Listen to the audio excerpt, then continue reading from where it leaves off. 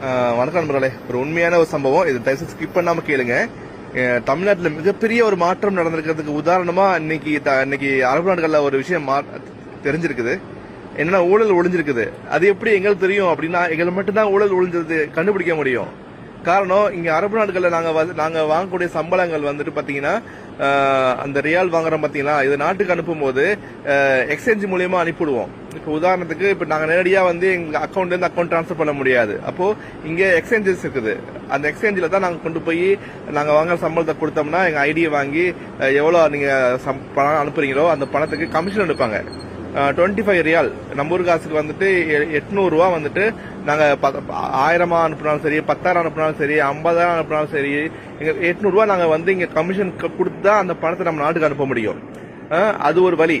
ஆனா இந்த வழியை வந்து இங்க இருக்கிறவங்க யாரும் பின்பற்ற மாட்டாங்க.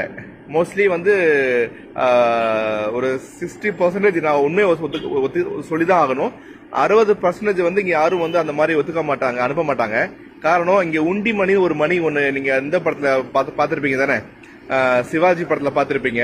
சோ அதுதான் இங்க நடக்குது. உண்டி மணின்னு சொல்லுவாங்க. இப்ப எங்களுக்கு வந்து கவர்மெண்ட் வந்துட்டு ஒரு ரியாலுக்கு இந்த நாட்டோடைய மதிப்பு 26 ரூபா 30 பைசா. ஆனா அந்த உண்டி மணில எங்களுக்கு 27 ரூபா தருவாங்க, 28 ரூபா தருவாங்க. எங்களுக்கு கமிஷன் கிடையாது. பணம் இமிடியேட்டா போய் எங்களை அக்கௌண்ட்ல சேர்ந்துரும்.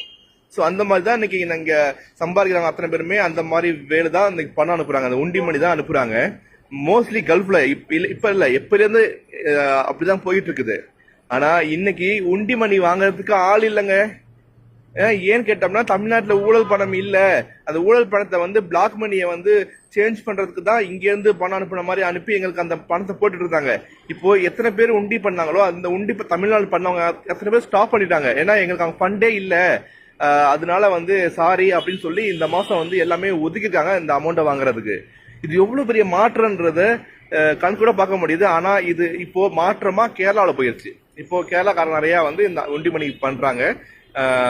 சோ ஆனா வந்து தமிழ்நாட்டுல இந்த மாதிரி விஷயம் தடை செய்யப்பட்டுருச்சு. இனிமே தமிழ்நாட்டுல உண்டிமணி யாரும் ஊழல் பணத்தை மாற்றவே முடியாது.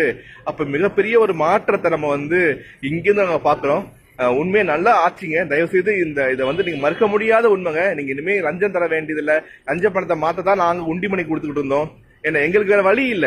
எங்களுக்கு வந்து 26 ரூபா ரேட்டை 28 ரூபா வரைக்கும் எங்களுக்கு ஒரு ரியால் ரெண்டு ரூபா அதிகம்னா, எங்களுக்கு நாங்க அனுப்புற 5000 ரியாலுக்கு பாத்தீங்கன்னா நீங்க யோசிச்சு பாருங்க எவ்வளவு அமௌண்ட் எங்களுக்கு எக்ஸ்ட்ரா வருது. சோ அதுதான் விரும்புறாங்க. அப்படிதான் இங்க பண்ண முடியும். நம்ம சம்பாதிக்க தான் வந்திருக்கோம்.